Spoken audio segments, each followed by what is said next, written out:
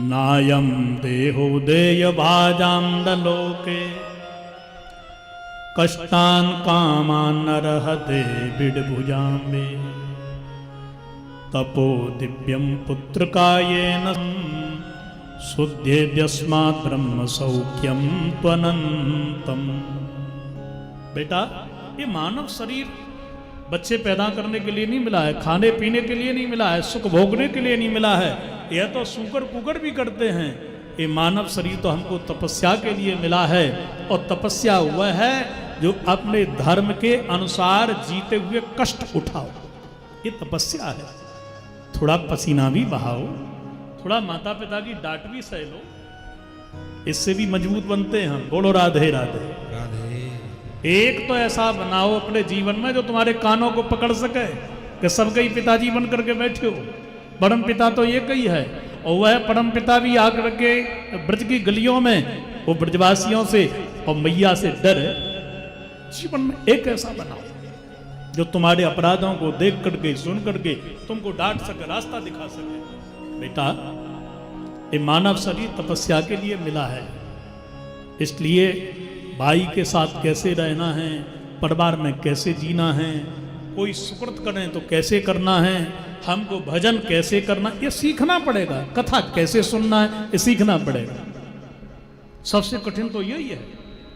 आकर के बच्चों को लाए, नातियों को लाए, इनको लाए, उनको लाए, और ठीक चलेंगे भाई कितने, बोले 6:45 बजे, 7 बजे तक कथा चलती है, प्रसाद लेंगे चल करके, और सब मिल भी जाएंगे वहां। बोलो राधे राधे राधे। कैसे कथा सुने, कैसे बैठे, कहां बैठे, सुने कैसे, पहला यही है। श्रवणम कीर्तनम विष्णु, सुने कैसे,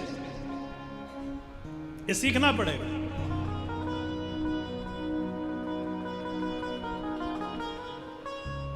इसलिए जीवन में तपस्या करो। बेटा, मानव शरीर पाकर के भी आपने तप नहीं किया, भजन नहीं किया, तो पशु बन के करोगे क्या? बोलो। ये शरीर ही इसलिए मिला है। ये मानव शरीर भोग भोगने के लिए नहीं मिला है, सुख सुविधाओं के लिए नहीं मिला है। ये मानव शरीर हमको वस्तुतः भगवान से मिलने के लिए मिला है। ये आखिरी दरवाजा है, साधन मोक्ष, साधन धाम मोक्ष कर द्वारा। यही मानव शरीर है। ऐसे समझ लो आप, एक जेल में कैदी को कैद मिली, और जेल के दरवाजे 84। जेलर प्रसन्न हो गया। जेलर ने कहा कि देखो भाई, तुम्हारा व्यवहार बहुत अच्छा है, मैं तुमको वैसे आजीवन कारावास तुमको मिला है, पर मैं तुमको आधी कारावास में ही छोड़ रहा हूं। कैसे? बोले 84 में से मैंने एक खोल रखा है दरवाजा, 83 बंद है, पर शर्त मेरी एक है कि तुम उस दरवाजे से निकल तो जाओगे, मैं खोल दूंगा एक दरवाजे के लिए, पर तुम्हारी आंखों पर पट्टी बांधूंगा। कैदी ने विचार किया कि पट्टी भले ही बांध दे, लेकिन मैं निकल जाऊंगा। उसने भी अभी अपनी चतुरता दिखाई। जेलर ने आंखों में पट्टी बांधी, और जेलर ने की पट्टी बांधने पर कैदी ने दीवार पर हाथ रखा कि जहां मुझे खाली मिलेगा मैं निकल जाऊंगा। सारे दरवाजों पर वो है हाथ रखते रखते चला, वो बंद था। 84वां खुला था, और गति उसकी चालू थी। जो 84वें नंबर के दरवाजे पर पहुंचा, पीठ में बड़ी जोर की खुजली उठ पड़ी। उसने दोनों हाथों से खुजाया, और जो खुजाने में लगा, गति तो चालू थी, वो 84वां निकल गया। फिर उसने देखा, फिर आया उसी पर, फिर वो निकल गया, कोई खुजली के कारण। यही गति हमारी है। भगवान ने हमको मानव शरीर दिया है। जितने दरवाजे हैं, जितने भी निकलने के आपको शरीर मिले, चाहे पशु का मिला, पक्षी का मिला, कीट का मिला, पतंग का मिला, इससे निकलने का रास्ता नहीं है भवसागर से। एक मानव शरीर मिला है, अब इसमें भजन कर सकते हो। और विषयों की खुजली ऐसी उठी कि यह भी 100 वर्ष की आयु निकल गई, और चले गए, पर हम मोक्ष के दरवाजे से नहीं निकल पाए। प्रेम से बोलो राधे राधे राधे। इससे भजन करो भाई।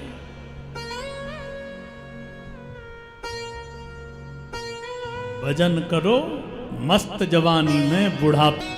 अरे बोलो ना एक बार, भजन करो मस्त जवानी में बुढ़ापा, किसने देखा है बूढ़े पड़े? अब तो बुढ़ापे की आशा ही छोड़ दो।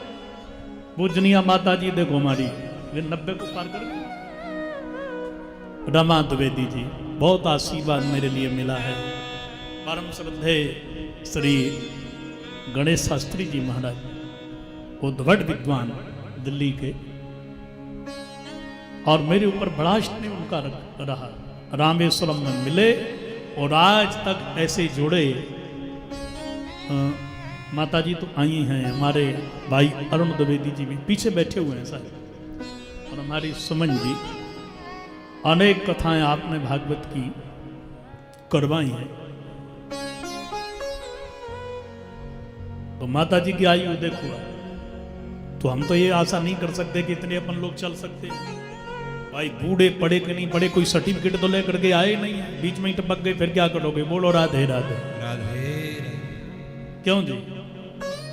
कोई बात नहीं, भजन ही करेंगे। रिटायरमेंट के बाद में महाराज जी द्वारका जी चलेंगे और फिर जगन्नाथपुरी भी चलेंगे, कथा सुनेंगे, भजन करेंगे। आप कहो तो आपके आश्रम में ही रह लेंगे।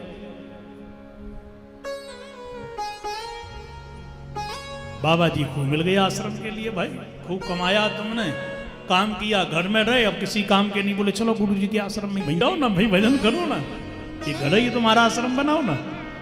इसलिए भैया बुढ़ापे की आशा न करो, बालापन से ही माला थाम लो। बोलो राधे राधे राधे। कौमार आचरित प्राज्ञो धर्मांधागता निह दुर्लभम मानुषम जन्मा तदप्य ध्रुवमर्थदम। प्रहलाद जी कहते हैं भैया ये मानव शरीर मिलना कठिन है, और मिल गया तो टिकना कठिन है। इसलिए टिक गया तो भजन करना कठिन है। धन कमाओगे, घर मकान बनाओगे, 1 नहीं 10 बनाऊं, 10 नहीं 100 बनाऊं, सब कुछ करोगे पर भजन में मन नहीं लगेगा। लड़ाई में मन, कमाने में मन, भजन में मन नहीं लगता। राम भजो। इसलिए आप भजन खूब बालापन में ही करो ना, अभ्यास होगा बढ़िया। प्रेम से बोलो श्री राधे श्री राधे। बेटा हमारा वह है, मनुष्य इसलिए बड़ा नहीं है कि वो बलवान है। हाथी से बड़ा बलवान कौन हो सकता है? यदि हम बल वो खाता ही रहता है। इसलिए पुत्र सत्यता तो यह है कि हम श्रेष्ठ तभी हैं जब हम भगवत चरणों में मन लगाएं। गुरु न सस्यात् पिता न सस्यात्। सत्यता यह है वो गुरु हमारा गुरु नहीं, पिता पिता नहीं, माँ माँ नहीं, पति पति नहीं, जो हमको गोविंद से न जोड़े। वो हमारा कैसे हो सकता है? हमारा तो वही है, वो हमको ठाकुर से जोड़ दे और भवसागर से हमको पार लगा दे। वही सच्चा गुरु है, वही सच्चा देव है, वही सच्चा पिता है, वही हमारा परमेश्वर है। गुरुर्न सस्यात् स्वजनो न सस्यात्, पिता न सस्यात् जननी न सस्यात्। वही माँ, वही गुरु, वही स्वजन, वही हमारा जो गोविंद से हमको जोड़ दे। प्रेम से बोलो श्री राधे श्री राधे। आहा।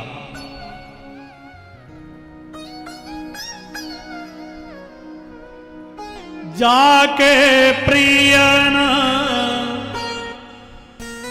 राम बय देहि, जाके प्रियन राम बय देहि, तजिए ताहि कोटि तेरी सम, तजिए ताहि कोटि बेरी सम। यद्यपि परम स्नेही, यद्यपि परम स्नेही, जो न मेरे राम का वो न मेरे किसी काम का। 81 तो ब्राह्मण बन गए महाराज उसी समय, 9 योगेश्वर बन गए। ऐसे ऐसे संत बने जो वस्त्र ही धारण नहीं करते हैं। 9 खंडों के 9 राजा बन गए, एक सम्राट भरत बन गए। सज्जनों भगवत कृपा देखो आप, भरत जी के दिल दिमाग में ऐसा पिताजी का ज्ञान बैठा अंतिम समय चौथेपन में सत्ता राज्य को त्याग करके सीधे पहुंच गए पुलह आश्रम में, जो भारत नेपाल का बॉर्डर है, गंडकी नदी का किनारा है। पुलह आश्रम में जाकर के भजन कर रहे। बच्चों को सुखी करना चाहते हो तो भजन करो, सुकृत करो। भजन से मन शुद्ध होगा, दान से धन शुद्ध होगा, और सेवा से तन शुद्ध होगा। इसलिए आपका भजन बच्चों को लगता जाएगा। माता पिता बाढ़ पुत्र पिता के धर्म, खो डट करके भजन करो। 60 के हो गए, अब तो काऊ काम के तो हो नहीं। बच्चों को खिलाओ तो दाई वो करती रहेगी, तुम भजन करो। इन पौधे की जड़ में जैसे पानी देने से वृक्ष हरा भरा रहता है, ऐसे ही घर का जो बुजुर्ग है वह सुकृत करता है, सब बच्चों को लगता जाता है। कौन सा सदस्य हमारा घर का पुण्यात्मा है जिनके भाग्य का हम खा रहे हैं। सुकृत कभी नष्ट नहीं होते हैं, एक याद रखो। किसी न किसी जन्म में, किसी न किसी समय आपको अपना फल वो देंगे, पर करो शास्त्रीय दृष्टि से। वृक्ष की जड़ में न पानी डाल करके दूसरी जगह डालोगे, अनीति से डालोगे, वृक्ष फलित नहीं होगा। इसलिए उसको शास्त्र विधि से करिए। पिताजी के उपदेश को ऐसा जमा लिया। पुलह नाम के आश्रम पर रह रहे हैं, भजन कर रहे हैं। एक दिन गंडकी नदी में खड़े थे, पानी आत्म जल लेकर के सूर्य नारायण भगवान को अर्घ दान कर रहे थे। हर व्यक्ति को अर्घ दान देना चाहिए। सूर्य नारायण को जल हम देते हैं, विशुद्ध विज्ञान है। जब हम उगते सूर्य के लिए सवेरे का जो सूर्य होता है उसमें विटामिन डी पावरफुल होती है, और जब विटामिन डी लेना है आपके लिए तो स्वाभाविक है, जब हम जल दान करते हैं तो जल की धारा के बीच से जो सूर्य की किरण आती है वो सवेरे की धूप से भी ज्यादा अधिक हमको विटामिन डी देती है। तो ऋषियों ने जो हमारा रिसर्च किया है, एक धार्मिकता को विज्ञान से माना, पर हम जब तक टीवी पर न दिखाए जाए, वैज्ञानिक रिसर्च न करें, प्रमाणित नहीं कर दें, हम किसी बात को मानते ही नहीं। सूर्य के लिए अर्घ दान करिए, सब लोगों को देना चाहिए। सूर्य नारायण के लिए अर्घ दान कर रहे थे महाराज भरत जी।